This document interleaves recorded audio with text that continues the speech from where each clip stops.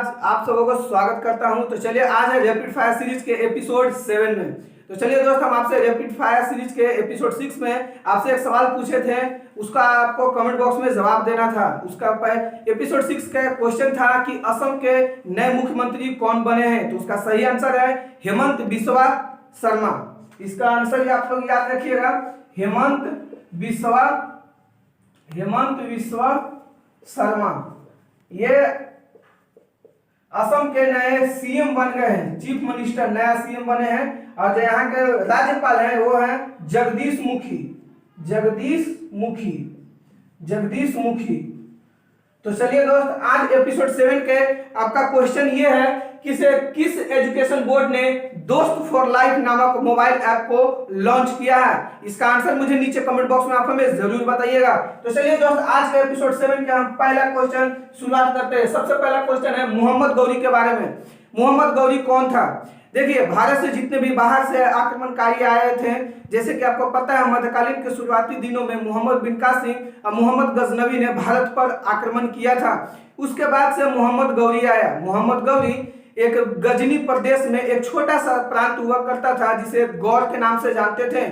उस गौर में मोहम्मद गौरी के पिता कुतुबुद्दीन हसन गौर का शासक हुआ करते थे, लेकिन कुतुबुद्दीन हसन का मृत्यु के बाद उनके बेटा मोहम्मद गौरी वहां का शासक हो गया। लेकिन गौर एक छोटा सा प्रदेश होने के कारण मोहम्मद गौरी सोचा हम अपना क्षेत्र विस्तार करें। लेकिन क्षेत्र विस्तार करने के विचार में सोचते ही उसने सबसे पहले भारत की ओर अपना रुख मोड़ा, भारत की ओर आया। लेकिन भारत पर जैसे ही आक्रमण करता है तो उसका भारत पर आक्रमण करने का सबसे बड़ा मुख्य उद्देश्य ये होता है कि हम अपना भारत में अपना इस्लाम धर्म को स्थापित करेंगे।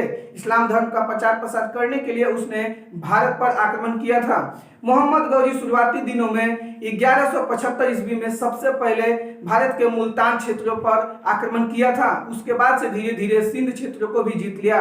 1178 ईस्वी में उसने गुजरात के पाटन क्षेत्र में आक्रमण किया और पाटन में वहां पर गुजरात में भीम द्वितीय का शासन चल रहा था, जिसने भीम द्वितीय ने मोहम्मद गौरी को बिल्कुल बुरी तरीके से वहां पर उन्हें पराजित कर दिया।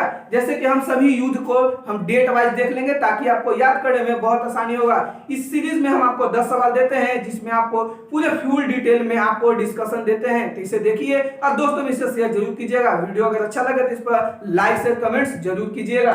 तो चलिए हम डेट वाइज बताते हैं। इधर से आता है जितने भी भारत में मुस्लिम आक्रमणकारी आते हैं, भारत के इन्हीं क्षेत्रों से आते हैं, जैसा कि जम्मू कश्मीर के नीचे और गुजरात के इन्हीं क्षेत्रों से आते हैं। राजस्थान के क्षेत्रों से भारत में घुसना आसान पड़ता है क्योंकि आपको पता है कि इधर से जल पाया जाता है, यहाँ तक पूरा जल ही जल है, ऊपर में पहाड़ी इलाका है, इसलिए इन्हीं क्षेत्रों से घुसना भारत में आसान पड़ जाता है। इसलिए यहाँ पर इधर आइएगा तो गोमल दर्रा है, इसे याद रखिएगा, गोमल दर्रा।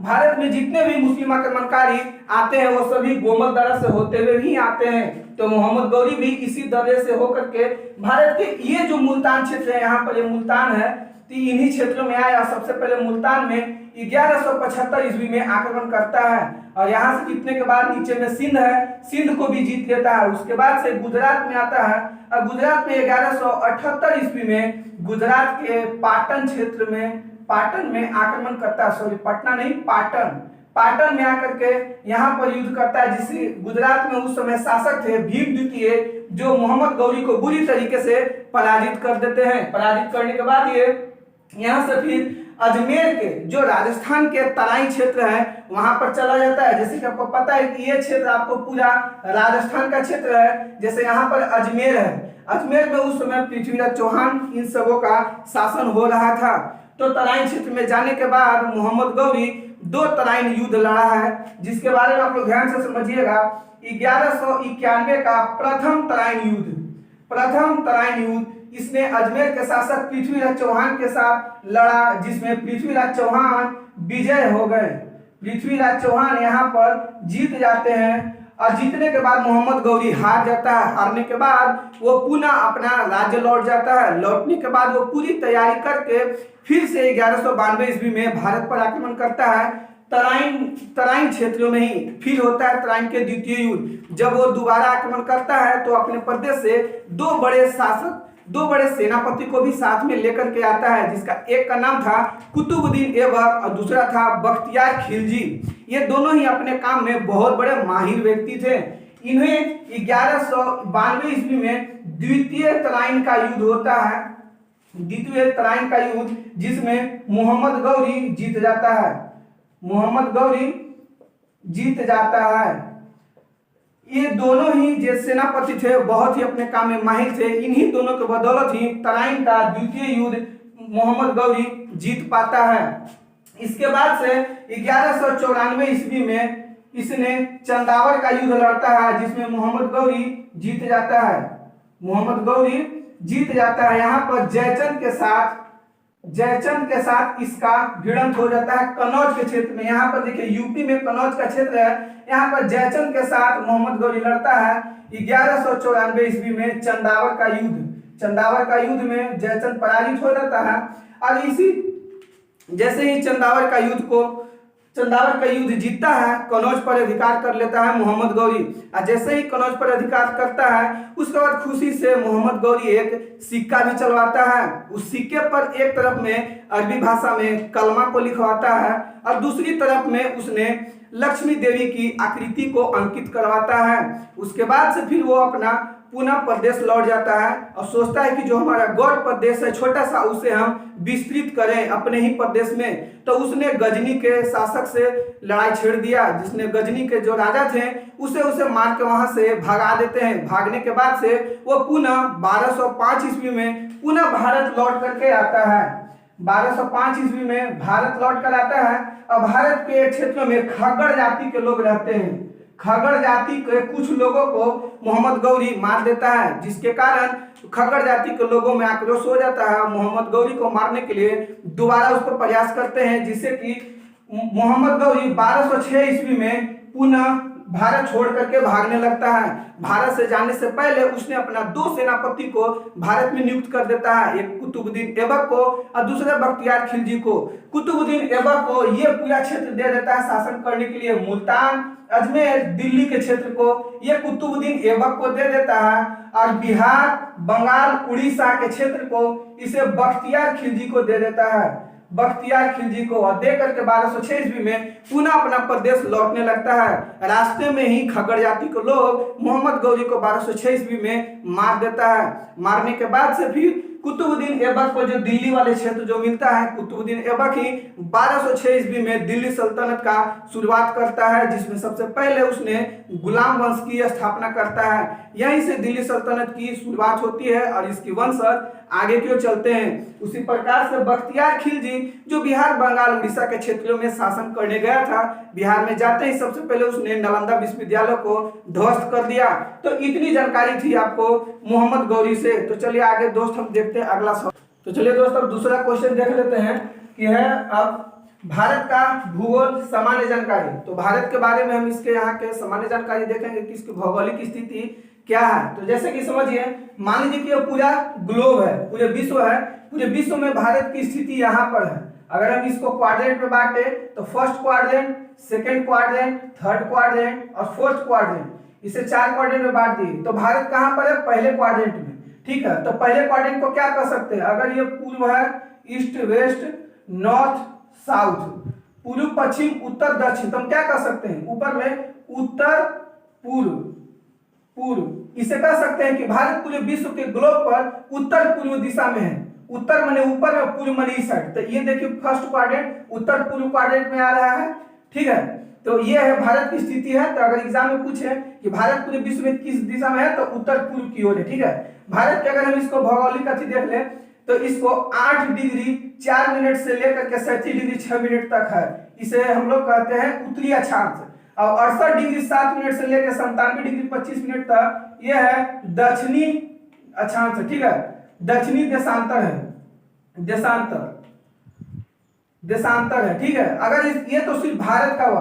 अगर हम इसके अंडमान निकोबार को भी मिला ले, जैसे कि ये तो समुद्र में अंडमान निकोबार, तो इसको भारत की संपूर्ण भूमि को अगर देखें तो 6 डिग्री 4 मिनट से लेकर 37 डिग्री 6 मिनट तक है, क्योंकि ये थोड़ा भूमध्य रेखा से नीचे अंडमान निकोबार सटा हुआ है, इसलिए 6 डिग्री 4 मिनट से होगा। अब हम इसको पूरी देख ले। अगर भारत के बारे में और जानकारी लें तो भारत के अगर हम देखें तो यहाँ से देखिए गुजरात के क्षेत्र जो है यहाँ से लेकर के इस साइड के त्रिपुरा तक, इधर मिजोरम त्रिपुरा तक पूरे नीचे में जल ही जल है।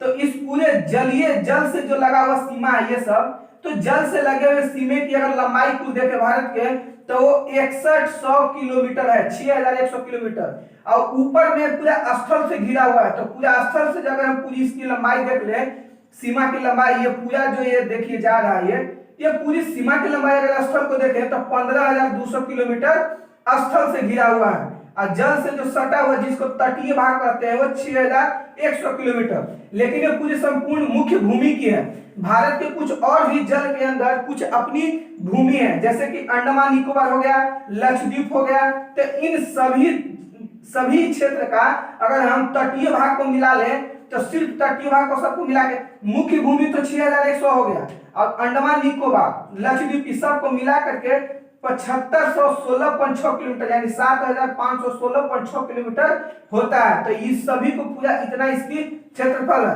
अब देखें पूरे विश्व का क्षेत्रफल का लगभग भारत सिर्फ अकेला क्षेत्रफल में 2.42% में क्षेत्रफल भारत का है। अब पूरे विश्व की जनसंख्या का भारत की जनसंख्या 17.5% है। इसको भी याद रखिए।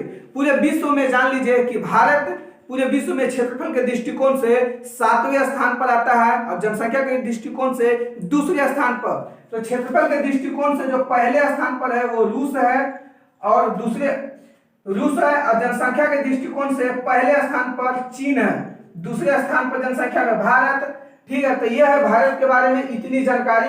भारत का अगर क्षेत्रफल कुल देख ले तो 32,87,263 वर्ग किलोमीटर है। भारत की कुल क्षेत्रफल 32,87,263 वर्ग किलोमीटर है। तो ये आपका हो गया दूसरा क्वेश्चन। अगला है अर्थव्यवस्था के क्षेत्र के बारे में बताना है।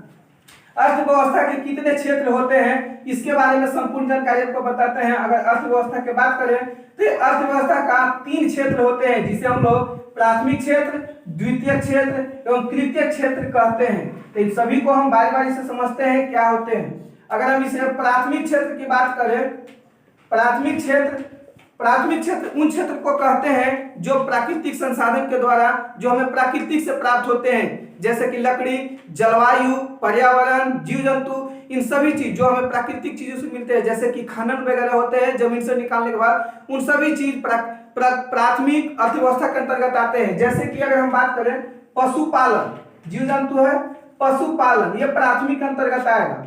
ठीक है, वनस्पति, पर्यावरण, मत्स्य पालन ये सभी चीज प्राथमिक अंतर्गत आएगा। फिर आता है द्वितीय क्षेत्र के बारे में। द्वितीय क्षेत्र किसे कहते हैं? द्वितीय क्षेत्र उसे कहते हैं जो हमें प्राकृतिक अर्थव्यवस्था जो प्राकृतिक चीजें से हमें प्राप्त होती है कच्चे माल के रूप में। जैसे कि प्राथमिक हम कहें वनस्पति से हमें लकड़ी मिल जाती है। ठीक है, तो लकड़ी हो गई प्राथमिक, इसे ध्यान से समझिएगा। लकड़ी हो गई प्राथमिक। अब इस लकड़ी से जो प्राथमिक चीजें हैं, प्राथमिक से हम इसी से द्वितीय चीज बनाते हैं। लकड़ी प्राथमिक से मिला, इस लकड़ी से हम कुर्सी बना लेंगे, टेबल बना लेंगे, टेबल हो गया, सोफा हो गया। ये सब चीज हम क्या करेंगे? लकड़ी से बना लेंगे। तो जो प्राथमिक चीजों से जो हम बना सकेंगे उसे द्वितीय क्षेत्र कहते हैं। जैसे खनन हम लोग करते हैं, खनन भी आता है प्रथम में, खनन। तो खनन से हम क्या कर सकते हैं? लौह प्राप्त कर सकते हैं, लोहा हो गया, इस्पात हो गया। तो उस चीजों से हम लोहा इस्पात से हम क्या कर सकते हैं? ट्रेन का पार्ट्स, कोई भी इलेक्ट्रॉनिक सामान बना सकते हैं। इलेक्ट्रॉनिक सामान बना सकते हैं। ठीक है, तो इलेक्ट्रॉनिक सामान किस में आ जाएगा? द्वितीय क्षेत्र में, क्योंकि यह प्राथमिक क्षेत्र से के कच्चे माल से हमें प्राप्त हो रहा है। तो इलेक्ट्रॉनिक चीजें हम बना सकते हैं द्वितीय क्षेत्र में, जैसे कि मोबाइल हो गया, कंप्यूटर हो गया, इन सब चीजों का हम प्रयोग करते हैं, बनाते हैं, तो द्वितीय क्षेत्र के अंतर्गत आता है। अब आता है तृतीय क्षेत्र। तृतीय क्षेत्र को कहते हैं सेवा क्षेत्र। इसे ध्यान से समझिएगा। सेवा क्षेत्र वैसा क्षेत्र जिसके अंतर्गत हम लोग सेवा प्रदान करते हैं, जैसे कि शिक्षा, चिकित्सा, बैंकिंग सेवा, ये सभी चीज आते हैं सेवा के क्षेत्र में। जैसे शिक्षा, बैंकिंग,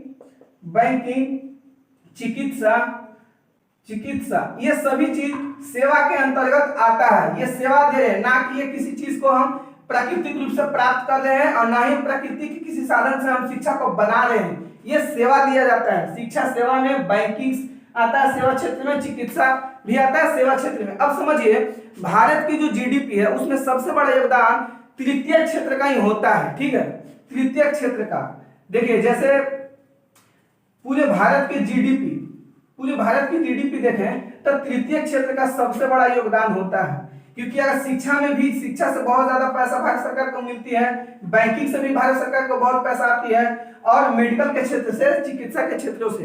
तो ये हो गई अर्थव्यवस्था का क्षेत्र, ठीक है।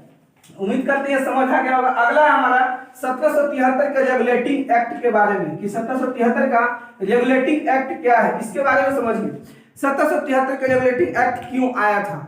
सबसे पहले समझिए कि भारत में अंग्रेज व्यापार करने के लिए आए थे, लेकिन आगे आते समय क्या हुआ कि आते आते जब यहाँ पर रहने लगे तो धीरे धीरे वो एक राजनीति का हस्तक्षेप करना शुरू कर दिए। जैसे कि आपको पता होगा 1757 में प्लासी का युद्ध और 1764 में बक्सर का युद्ध लड़े थे।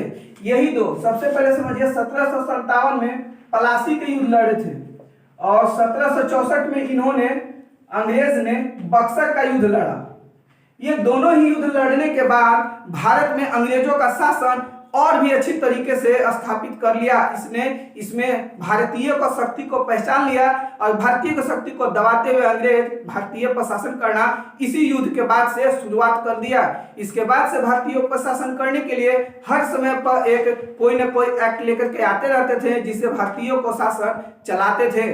तो इसीलिए भारत पर शासन करने के लिए इन्होंने सबसे पहले जो एक्ट लाया वो सबसे पहले 1773 का रेगुलेटिंग एक्ट को लेकर के आया। तो हम हर चीज को डेट वाइज अच्छे से समझेंगे। 1773 के रेगुलेटिंग एक्ट को लाते ही सबसे पहले क्या किया कि जो बंगाल के गवर्नर थे उसको पद को चेंज करके बंगाल का गवर्नर जनरल कर दिया गया। गवर्नर को चेंज करके गवर्नर जनरल कर दिया गया, गवर्नर जनरल बना दिया गया। और इसमें सबसे पहले वारेन हेस्टिंग को गवर्नर जनरल के रूप में, वारेन हेस्टिंग को सबसे पहले गवर्नर जनरल बनाया गया। इसके बाद से फिर इसी 1773 के रेगुलेटिंग एक्ट में ये बताया गया, कहा गया कि कोई भी अंग्रेज अब निजी व्यापार कर सकता है, मतलब भी जितने भी अंग्रेज आए हैं भारत में व्यापार करने वो अपना अपना व्यापार करेंगे और कोई भी अंग्रेज भारतीय से रिश्वत या तोहफा नहीं लेगा। तो ये भी बात कही गई थी 1773 में। उसके बाद से फिर कहा गया था, उसके बाद से 1774 में एक हाई कोर्ट बनाया गया कोलकाता में, हाई कोर्ट का निर्माण किया गया कोलकाता में। और इसका 4 न्यायाधीश को नियुक्त किया गया, जिसमें से एक थे मुख्य न्यायाधीश और 3 अन्य न्यायाधीश थे।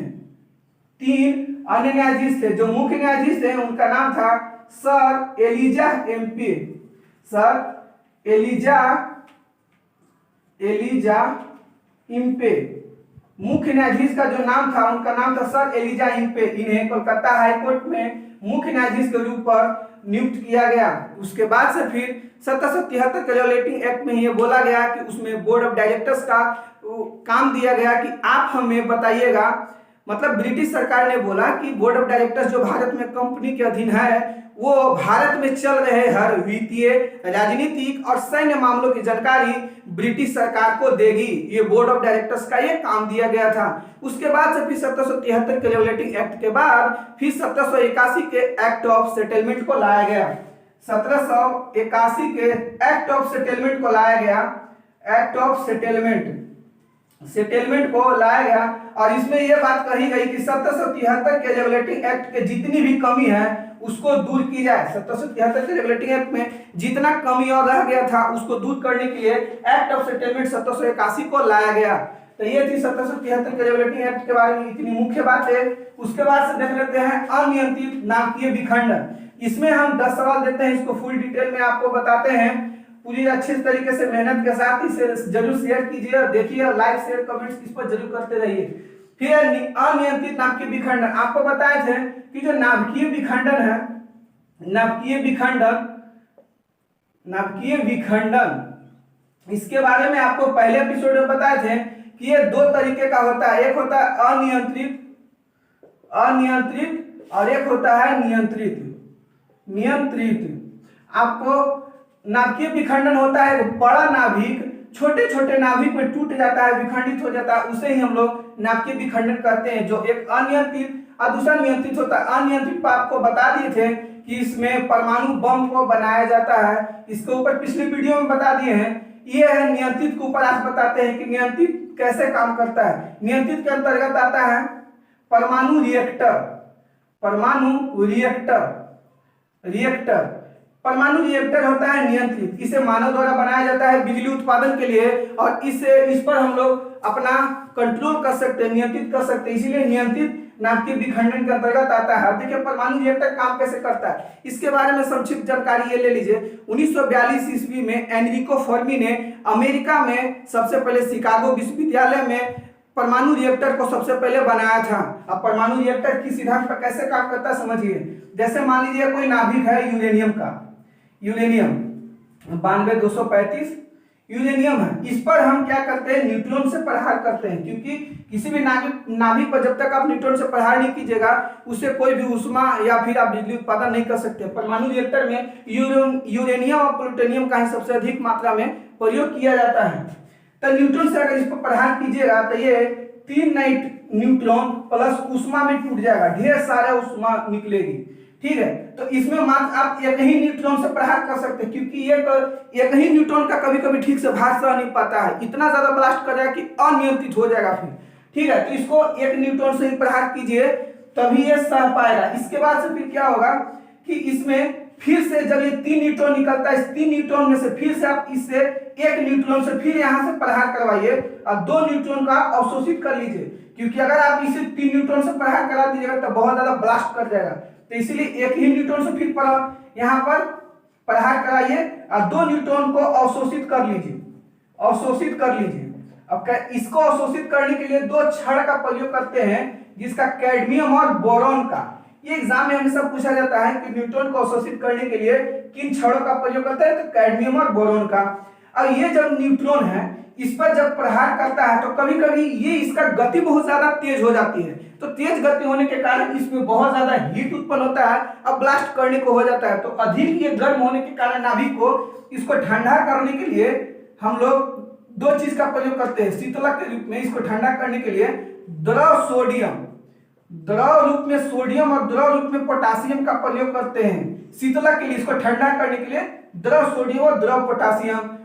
इसके बाद जो न्यूट्रॉन की जो गति तेज हो जाती है तो इसको इस न्यूट्रॉन की गति को नियंत्रित करने के लिए हम लोग इसमें मंदक का प्रयोग करते हैं। इस मंदक को कभी विमंदक भी लिखता है और इंग्लिश में इसे मॉडरेटर कहते हैं, इसे याद रखिएगा। कभी कभी आपको एग्जाम में मॉडरेटर मंदक या विमंदक लिख देगा। तो इसमें हम लोग D2O या फिर ग्रेफाइट का प्रयोग करते हैं। ग्रेफाइट, अगर देखिए D2O को हम लोग भारी जल के नाम से भी जानते हैं, भारी जल, भारी जल या फिर गुरु जल, भारी जल या फिर गुरु जल के रूप में हम लोग इसको जानते हैं। अगर हम देखिए इस परमाणु रिएक्टर में D2O का प्रयोग करेंगे तो इसे हम लोग कहते हैं स्विमिंग पूल रिएक्टर कहते हैं, swimming pool reactor, swimming pool reactor के नाम से जानते हैं। अगर हम ग्रेफाइट का प्रयोग करते हैं इसमें मंदक के रूप में, इसको हम लोग कहते हैं पाइल रिएक्टर, पाइल रिएक्टर के रूप में हम लोग इसे जानते हैं, ठीक है। तो ये होगा, अगर इस नाभिक को इस प्रोसेस में पूरे खत्म होने के बाद अंतिम रूप से ये फिर बेरियम और क्रिप्टन में टूट जाता है, बेरियम और क्रिप्टन में, ठीक है। तो ये ना इस तरीके से परमाणु रिएक्टर काम करता है। तो आप इसे स्क्रीनशॉट ले लीजिए या फिर इसे अच्छे से देख लीजिए, ठीक है। तो चलिए आगे बढ़ते हैं। अगला सवाल हमारा है द्रव्यमान तथा भार में अंतर, ठीक है।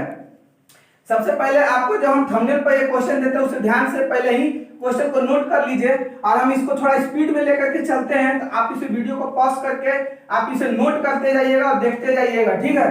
क्योंकि हम इसे लाइव नहीं चलाते इसलिए हमको समय बहुत कम मिलता है, क्योंकि इस वीडियो को हम अपलोड करते हैं। तो आप इसे पॉज करके आगे पीछे करके देखते जाइएगा। अब है द्रव्यमान तथा भार में अंतर। अब इसे समझिएगा, द्रव्यमान तथा भार, ठीक है। अब इसमें अंतर समझिए क्या है। द्रव्यमान कहीं नहीं बदलता है, अपरिवर्तित रहता है, अपरिवर्तित रहता है, हर जगह पूरे ब्रह्मांड में अपरिवर्तित रहता है, और ये बदलते रहता है, ये बदलता है, भार बदलता है। द्रव्यमान को हम लोग, द्रव्यमान का ऐसे मात्रक जो है ये होता है केजी, और जो भार का ऐसे मात्रक होता है, भार का फॉर्मूला होता है वेट का mg, ये मतलब होता है मास यानी द्रव्यमान, और जी गुरुत्वाकर्षण ये त्वरण हो गया, ठीक है, गुरुत्वाकर्षण त्वरण, ठीक है। तो ये होता है द्रव्यमान गुणे त्वरण का गुणनफल होता है भार।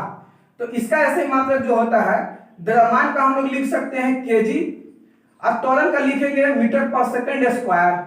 तो इसको अगर देखेंगे केजी मीटर पर सेकंड स्क्वायर को हम लोग क्या कहते हैं, न्यूटन कह सकते हैं। तो भार को हम लोग एक प्रकार से न्यूटन के रूप में भी इसे हम लोग प्रदर्शित करते हैं। तो भार का एक ऐसे मात्रक न्यूटन भी होता है। अब इसे देखिए, ये होता है अदिश राशि, द्रव्यमान होता है अदिश राशि और बल का होता है न्यूटन, ऐसा ही मतलब। तो न्यूटन एक बल एक प्रकार का सदिश राशि है, इसीलिए ये भी भार जो है सदिश राशि होगा, सदिश राशि, द्रव्यमान अदिश राशि, ठीक है। अब देख इसके कुछ और बातें हैं, जैसे कि मान लीजिए जो भार है, पृथ्वी की जो भार है, पृथ्वी की भार और चंद्रमा की भार, इसमें देख ले चंद्रमा की भार। तो पृथ्वी पर किसी वस्तु का भार चंद्रमा पर अगर ले जाएंगे तो उस वस्तु का 1/6 हो जाएगा। चंद्रमा पर वही पृथ्वी पर से उठा के वस्तु ले जाएगा तो उसका भार 1/6 हो जाएगा, ठीक है। जैसे कि मान लीजिए अब एक एग्जांपल लेते हैं, किसी अगर 600 न्यूटन का 600 न्यूटन भार वाला कोई पत्थर है, तो यहां पर जाएगा तो कितना उसका भार हो जाएगा। तो यहां पर जाएगा तो 600 को 6 से भागा दीजिएगा, 1/6 होगा तो 100 न्यूटन भार हो जाएगा चंद्रमा पर। ऐसी 6 न्यूटन पर कहें चंद्रमा पर द्रव्यमान कितना होगा, तो पहले हम पृथ्वी पर इसका द्रव्यमान निकालेंगे। तो ये तो भार है, तो भार बराबर फॉर्मूला क्या होता है, W बराबर mg। तो हमारा W दिया है, भार दिया है 600, m हमको निकालना है मास, द्रव्यमान, और गुना g का मान होता है 10। तो 0 से 0 काटेंगे तो हमारा देखिए द्रव्यमान आ जाएगा 60 kg। तो पृथ्वी पर द्रव्यमान है 60 kg। तो आपको बताया कि द्रव्यमान कहीं भी पूरे ब्रह्मांड में कहीं भी बदलता नहीं है, तो चंद्रमा पर भी जाएगा तो यहाँ भी 60 kg रहेगा। तो चंद्रमा पर भी द्रव्यमान कितना रहेगा, 60 kg, लेकिन इसी का भार कितना रहेगा, 100 kg हो जाएगा। तो ये हो गया। अब एक चीज समझ लीजिए, पूरे अगर हम अंतरिक्ष यान में और निर्वात में द्रव्यमान शून्य होता है, इसे याद रखिएगा। किसी भी अंतरिक्ष यान जो हम लोग भेजते हैं या फिर निर्वात में हमेशा द्रव्यमान शून्य होता है, द्रव्यमान शून्य होता है, इसे ध्यान से समझिएगा। यही कारण है कि अंतरिक्ष यान जब भी जाता है तो अंतरिक्ष यात्री उसमें तैरते रहते हैं या फिर निर्वात में, क्योंकि यहाँ पर द्रव्यमान शून्य होता है। अभी आपको क्या बताएं कि पृथ्वी पर द्रव्यमान जो होता है वही चंद्रमा पर भी होता है, लेकिन निर्वात में और अंतरिक्ष यान में शून्य होता है। अगला हमारा सवाल है वसा के ऊपर। वसा क्या है, इसके बारे में ध्यान से समझिए। वसा शब्द का सबसे पहले प्रयोग ब्लोर ने किया था, 1943 ईस्वी में। इसे ध्यान से समझिएगा। वसा क्या होता है कि वसा हमारे शरीर में भोजन के पाचन करने के बाद वसा फैटी एसिड और ग्लिसरॉल में टूट जाता है। वो वसा हमारे शरीर के अंदरूनी भाग में जाकर के चमड़ा के नीचे जम जाता है, जिसके कारण मोटापा बढ़ने लगता है और उससे हमारे शरीर को वसा से सुरक्षा प्रदान भी होता है और हमारे शरीर के ताप को नियंत्रित भी रखता है। जिस वसा अधिक मात्रा में होने से उससे घातक बीमारी होती है, जैसे कि हार्ट अटैक वगैरह। क्योंकि क्या होता है, वसा अधिक जमने से हमारे हृदय में जो ब्लड सर्कुलेशन होता है वहां पर वसा जमने लगता है, जिसकी नली जो होती है ब्लड सर्कुलेशन के लिए वो धीरे धीरे भरने लगती है। भरते भरते ये नली जो पतला होने लगती है, जिसके कारण ब्लड सर्कुलेशन ठीक से नहीं हो पाता है, झटका बहुत तेज लगती है सीने में। यही से इसीलिए क्या होता है, वसा से हार्ट अटैक होती है। तो हार्ट अटैक वसा का अधिक बढ़ने के कारण हार्ट अटैक भी होता है। और वसा से हमें सर्वाधिक सबसे ज्यादा ऊर्जा जो शरीर में मिलती है वो वसा के कारण ही मिलता है, ना कि कार्बोहाइड्रेट, विटामिन और प्रोटीन के कारण। हमारे शरीर में सबसे अधिक ऊर्जा वसा ही दे पाता है। यही कारण है कि जो लोग घी खाते हैं अधिक, वो बहुत ज्यादा मोटे भी होते हैं और उन्हें बहुत ताकत होती है। 1 ग्राम वसा में हमें 9.2 कैलोरीज की ऊर्जा हमें प्राप्त होती है, जबकि हम अगर प्रोटीन को देखें 1 ग्राम प्रोटीन में हमें 4.2 कैलोरी ही सिर्फ मिलता है ऊर्जा। ये प्रोटीन की बात है, ये वसा की बात है, लिपिड की बात है। तो वसा हमारा यहाँ पर समाप्त होता है। एक चीज और कि वसा में कुछ विटामिन घुल जाते हैं, जिसे हम लोग डेटा के नाम से जानते हैं। ये क्या है, ध्यान से समझिए। वसा में vitamin D, vitamin E, vitamin के, विटामिन ए, ये 4 विटामिन वसा में घुल जाता है, जबकि जल में घुलने वाला विटामिन बीसी है, इसे ये जल में घुल जाता है। ठीक है, तो ये हो गया वसा के ऊपर इतनी जानकारी। अगला हमारा है नई शिक्षा नीति 2020। ये क्या है, इसके बारे में ध्यान से समझिएगा। नई शिक्षा नीति भारत में अब तक 3 बार लाया जा चुका है। पहली लाया गया था 1968 ईस्वी में इंदिरा गांधी के सरकार में। इसे ध्यान से लिखते जाइएगा, देखते जाइएगा। इंदिरा गांधी के सरकार में लाया गया था जो कोठारी आयोग ने इसे लाया था। उसके बाद से दूसरी भारत में शिक्षा नीति 1986 ईस्वी में लाया गया था राजीव गांधी के सरकार में। राजीव गांधी के सरकार में लाया गया था। और तीसरी शिक्षा नीति 2020 में लाया गया नरेंद्र मोदी के सरकार में। अब इसे ध्यान से समझिएगा। के कस्तूरी रंगन के समिति के सिफारिश पर इसे नरेंद्र मोदी ने 2020 में तीसरी शिक्षा नीति को लाया, जिसमें जो वर्तमान में हमारे जो अभी मानव संसाधन विकास मंत्रालय, जिसे शिक्षा मंत्री के नाम से भी हम लोग जानते हैं, वो रमेश पोखरियाल निशंक हैं। रमेश पोखरियाल निशंक इसे नोट करते जाइएगा। यही हमारा अभी फिलहाल MHRD मिनिस्टर है, जिसे अभी वर्तमान में इस मानव संसाधन विकास मंत्रालय के नाम बदल के अब शिक्षा मंत्रालय कर दिया गया है। जो हमारे शिक्षा मंत्री कौन है? रमेश पोखरियाल निशंक है। इन्होंने ही ये घोषणा किया 2020 नई शिक्षा नीति का। नई शिक्षा नीति के अंतर्गत बहुत सारे नियम हैं, जैसे कि इसका मॉडल दिया गया है 5+3+3+4। ये मॉडल दिया गया है नई शिक्षा नीति का। ये क्या है 5+3+3+4? इसको हम ध्यान से बताते हैं। देखिए 5+3+3+4 जो ये मॉडल है, ये 12 पास करने के लिए दिया गया है कि 12 तक आप पढ़ाई किस फॉर्मेट में करें। ठीक है, 5+3+3+4। देखिए पहले 5 सालों में क्या होगा कि 3 साल बच्चों को सिर्फ खेलने के लिए दिया जाएगा। खेलने, बैठने ये सभी का आदत लगाया जाएगा। जो बच्चों पढ़ने जाएंगे 3 सालों तक वो कैसे बैठेगा, कैसे खेलेगा, कैसे स्कूल में बैठने के लायक, पढ़ने के लायक उसे बनाया जाए, उसके लिए बच्चों को 3 साल का समय दिया जाएगा। 3 साल के बाद चौथे साल में वो बच्चा पहला क्लास में जाएगा और 5वें साल में वो बच्चा दूसरा क्लास में चला जाएगा। फिर ये 3 साल मिलेगा, तो 3 साल के बाद दूसरा क्लास तक पहुंच गया है। ये 3 साल मिलने के बाद वो लड़का 3, 4 और 5 क्लास में पहुंच जाएगा। फिर ये 3 साल मिलने के बाद 6, 7, 8, 3 साल में 8 क्लास तक पहुंच जाएगा। फिर ये 4 साल मिलने के बाद 8वां के बाद 9वां, 10वां, 11वां और 12वां 12 क्लास यानी 12 तक इंटरमीडिएट तक पहुंच जाएगा। और इसके कुछ नियम है, इस फॉर्मेट में ये काम करेगा। इसके बाद क्या होगा, ध्यान से देखिए। इसके बाद से अब नियम बना दिया गया है कि 5वीं कक्षा तक आप मातृभाषा में अपना खुद के मातृभाषा में आप पढ़ाई करेंगे।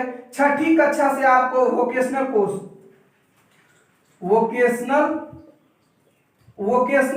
आपको कराए जाएंगे 6ठी कक्षा से।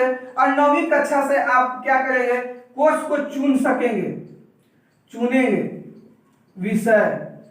विषय चुन सकेंगे आप 9 क्लास के बाद। जैसे कि आपको पता है 11, 12 में जैसे पहले हम लोग विषय को चुनते थे कि हम साइंस लेंगे, आर्ट्स लेंगे क्या, अब वो 9वीं कक्षा से आप विषय चुन सकेंगे। 6ठी कक्षा से वोकेशनल कोर्स की शुरुआत होगी और 5वीं कक्षा में तक आपको मातृभाषा या अपने स्थानीय भाषा में आप अपना पढ़ाई कर सकते हैं। इसके बाद से अब जो है स्नातक, जिसको हम लोग ग्रेजुएशन के नाम से हम लोग जानते हैं।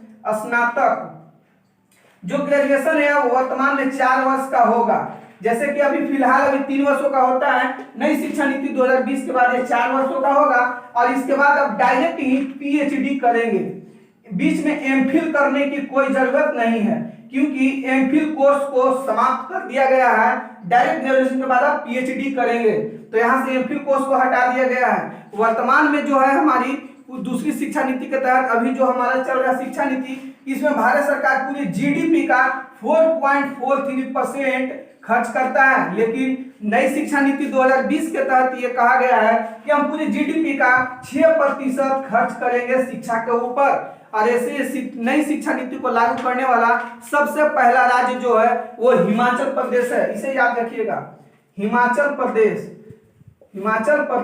तो नई शिक्षा नीति को लागू करने वाला सबसे पहला राज्य है हिमाचल प्रदेश, इसे नोट कर लीजिएगा।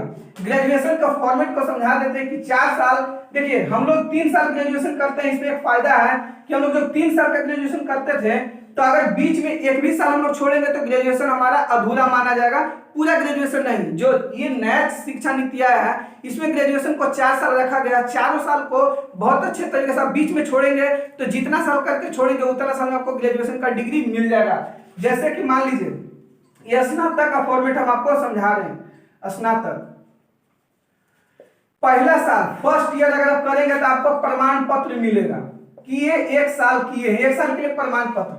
दूसरा साल आप कीजिएगा तो आपको डिप्लोमा की डिग्री मिलेगी, डिप्लोमा का डिग्री मिलेगी। 2 साल ग्रेजुएशन करके छोड़िएगा, डिप्लोमा की डिग्री। 3 साल कीजिएगा तो आपको डिग्री मिल जाएगी ग्रेजुएशन की, बीए की, यानी आप स्नातक किए हैं इसकी डिग्री। चौथा साल में जब जाइएगा तो आपको रिसर्चर की डिग्री मिलेगी, रिसर्चर्स की डिग्री आपको चौथे साल में मिलेगी। तो यहाँ भी देख लिया ग्रेजुएशन 3 साल में डिग्री मिल जा रही है, चौथे साल 1 साल में आपको रिसर्चर्स की डिग्री मिल जा रही है। तो ये थी नई शिक्षा नीति, आपको इतना जानकारी नई शिक्षा नीति से रखना बहुत जरूरी है। अगला हमारा रमन मैग्सेसे पुरस्कार, इसके बारे में समझिए।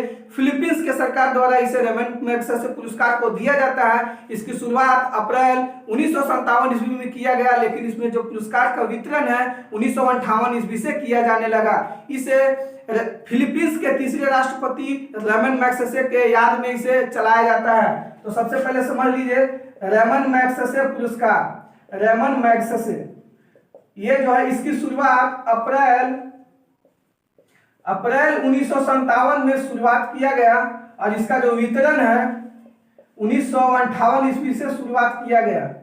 1958 ईस्वी में शुरुआत किया गया। यह फिलीपींस में दिया जाता है, फिलीपींस के सरकार द्वारा इसे दिया जाता है। शुरुआती दिनों में इसे 5 क्षेत्रों में दिया जाता था, लेकिन इसे फोर्ड फाउंडेशन ने इसे 2001 के बाद से इसे 6 क्षेत्रों में देने का प्रावधान कर दिया कि अब रमन मैग्सेसे पुरस्कार 6 क्षेत्रों में मिलेगा। जैसे साहित्य हो गया, कला हो गया, पत्रकारिता हो गया, सैन्य के लिए हो गया, शांति के लिए, अंतर्राष्ट्रीय समझ के लिए, इन सब चीजों के लिए रमन मैग्सेसे पुरस्कार दिया जाता है। रमन मैग्सेसे पुरस्कार की सबसे खास बात यह है कि इसे एशिया का नोबेल कहा जाता है। नोबेल पुरस्कार एशिया का नोबेल पुरस्कार के नाम से रमन मैग्सेसे पुरस्कार को कहा जाता है। सबसे पहला जो नोबेल पुरस्कार 1958 में भारतीय को जिसको दिया गया था वो विनोबा भावे को दिया गया था। विनोबा भावे को सबसे पहले 1958 ईस्वी में रमन मैग्सेसे पुरस्कार दिया गया था। और जो वर्तमान में अभी जो सबसे अंतिम है 2019 में रमन मैग्सेसे पुरस्कार को जो वितरित किया गया है 2019 में रवीश कुमार को दिया गया है। रवीश कुमार, ये इन्हें पत्रकारिता के क्षेत्र में 2019 में रवीश कुमार को दिया गया है। सबसे बहुत अच्छे तरीके से पत्रकारिता के रूप में निभाने के लिए इन्हें रवीश कुमार को 2019 का रमन मैग्सेसे पुरस्कार से सम्मानित किया गया है। तो इतने हो गए। और इसमें रमन मैग्सेसे पुरस्कार में $50,000 राशि दी जाती है और एक गोल्ड मेडल दिया जाता है। रमन मैग्सेसे पुरस्कार में $50,000 और एक गोल्ड मेडल दिया जाता है। तो रमन मैग्सेसे के बारे में इतनी जानकारी आपको होनी बहुत जरूरी है।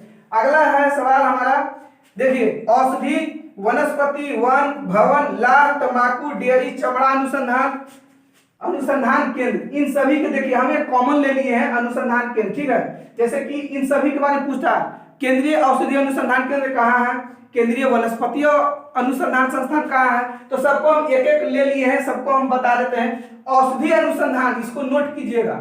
अगर औषधि अनुसंधान कहे तो ये कहे चल जाएगा लखनऊ। जितने भी वनस्पति से संबंधित, जितने भी दवाई वाले पेड़ पौधे से संबंधित बोलेगा सबका आंसर लखनऊ होगा। औषधि, वनस्पति ये भी है लखनऊ नोट करते जाइएगा लखनऊ। उसके बाद है फिर वन, केंद्रीय वन अनुसंधान ये है देहरादून। फिर है भवन निर्माण ये है रुड़की। भवन निर्माण केंद्र है रुड़की। लाह जो है ये है रांची।